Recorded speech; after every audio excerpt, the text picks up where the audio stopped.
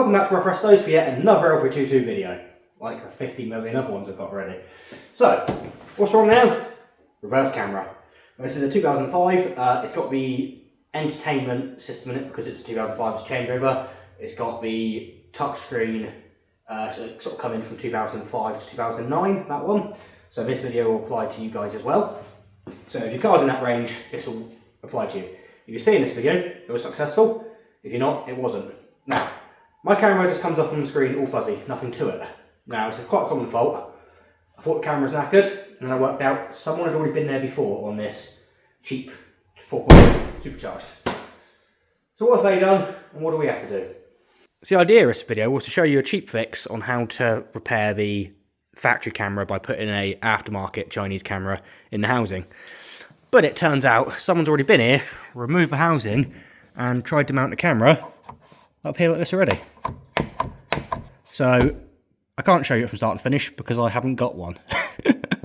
Now the process is still going to be very much the same, but I'm going to be trying to replace this camera or check out what's wrong, and you guys will be ideally taking your old housing apart and fitting one of these cameras inside the housing, so it's all factory. So what do we need to do? Well, I need to remove this, so we need to remove a spoiler, which is done by removing this panel here, which should just unclip, I think, and then unbolt the spoiler, and then we can gain access to the like camera and connections and whatnot. So let's do that a second.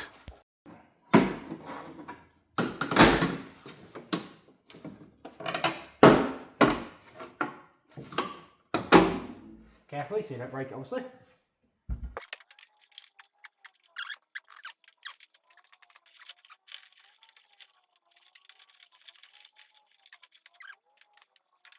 So we remove these, well, I've got two bolts, one's missing on mine. Oh, there's water getting in there, there's always holes in it.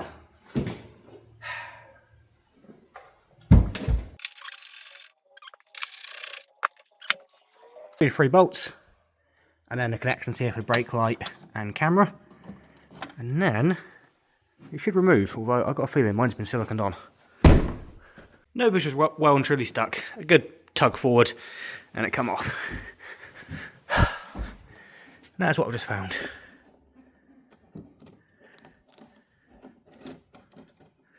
Nope, can't tell why this doesn't work. Ah, I don't even want to know. So let's start fixing all this then. So that is the one for the camera, which they've just bodged together. Joys! So ideally, you would just remove the old camera off here, take the housing apart, mount the new one on the side of it, and then you can get a little adapter kit to alter the wiring, or we'd solder on the power connections and solder the data or video together, and it should work. Theoretically.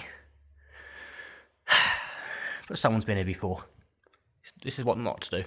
Now, just because someone's been here before already, I have just plugged the connectors back in, and we will see if we've got power there in a minute.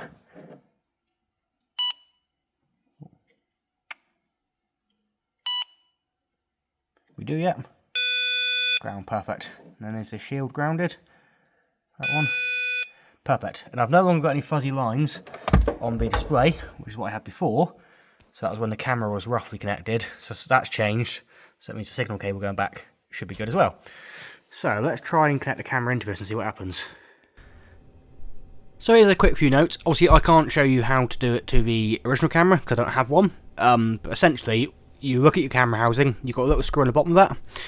Undo that, and then you should be able to pry your camera out. So the centre part of the camera pries out of the housing. Just give the little sides a bend, pop it out. From there, you can actually sort of break the glue which holds the housing, take the housing apart, remove the old electronics, and then glue your new camera in place. Sounds simple enough. I know it's fiddly, but plenty of people have done it. It's doable.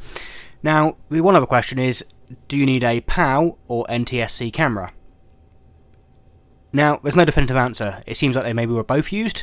So if you jump into your sort of like a screen diagnostics, we won't go into details on that, but if you Google doing the 753 test, you could jump in, jump into your reverse camera and you can see if your setup is set up for PAL or NTSC, because that's the camera you're going to want. Now, there is also rumours that the cameras that have both PAL and NTSC, where you cut a wire to change, maybe don't work. So I would find out in advance what it is and buy the correct camera. Something else to also notice is your camera also has to be 12 volts, obviously. Some of the cameras on the market are 5 volts. Usually the ones with little jacks, because they sort of run off the ones that are designed to go into little like tablets, CarPlay screens and all that stuff, are usually 5 volts, not 12 volts. So you obviously want to make sure you've got a 12 volt camera. If you've got one with the full-on RCA jacks on it, then usually they're 12 volts. If they have the little 5-pin, 4-pin connector and have a little 3.5mm audio jack on it, then they could well be 5 volts instead. So pick up a 12 volt camera. Obviously, ideally one that doesn't have permanent reverse lights on. The one I've about to show you guys actually has a day-night sensor in it, and it puts on LEDs when it's dark. Problem is, the entire time you're using the L322, so once it's unlocked until you lock it, and it times out, the camera actually is on permanently, which isn't ideal. I guess if you want to, you could put a relay in line with the reverse lights and so on to stop that happening, but yeah, just make sure you get one without permanent LEDs on. It doesn't matter if they've got LEDs in it, you don't have to wire them up. And obviously look at the wiring for your particular camera you've got, because they all vary. On the Range Rover, you've got your red and black 12 volt there, that's easy, positive, negative. And on the little coaxial cable, you've got the shield, obviously the ground, and the little white wire inside is the signal wire. So as long as you marry that up, obviously on your RCA connector, on your yellow one, the little pin in the middle will be your signal cable, which goes to white, and the outside will be your shield, which goes to your shield cable. Yeah, other than that, fairly straightforward. Camera doesn't work. Either the camera's knackered or it's not compatible. I had this in my Transit, and it's completely wrong shape, but it does work on this display.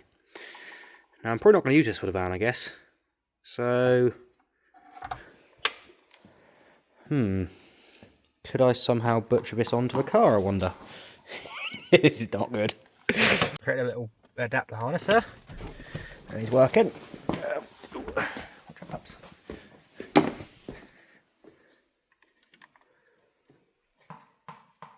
Okay, definitely. Is that upside down? Nope, that's right. Interesting. So yeah, just a few jelly crimps, and then put a RCA connector on the old coax cable.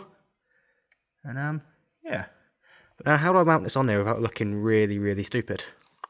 That's the next question. But I'll take that as success so far. So I know what you're thinking, I don't care. I want to look out for a new tailgate anyway. I had this camera lying around. It's there. I don't care. It looks stupid. It works. So, yeah. There's nothing fixed. It's nothing fixed, isn't it? I'm not that worried. This is a cheap little workhorse. Hopefully we'll get trailer. Well, I say workhorse. Only be hoarding my own rubbish, but yeah. So spoilers are back on, trim's back on. Easy, just repeat of the reversal of what you've done taking it off.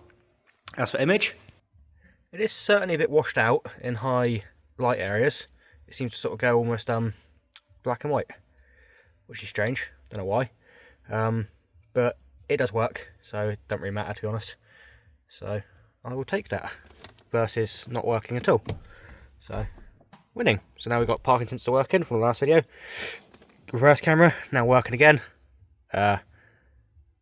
Both fixed. I had a camera lying around. Parking sensor about £4 or £5 fixed, sorted. That's two annoying things fixed. So I think I'll upgrade reverse lights, but I'm just going to do the standard little LED bits in there. Not my keen ones I built on previous videos. You still good, Peps? Everyone likes you on my channel. Yeah, you're popular, you are. Hey, Kems, I know you want to play ball. All you want to do all day is play ball, isn't it? I know it's rough, but I am rough restos, right? It's nice to have a, not a shit box, but a car you don't have to care about as much. So it needs a whole new tailgate anyway, so I really didn't care. Wasn't going to spend a fortune or spend any time getting the right camera and fit it all in there when it works. Yeah, you know, when that worried, then I've got a lot more to deal with first, haven't I? So yeah, done, sorted.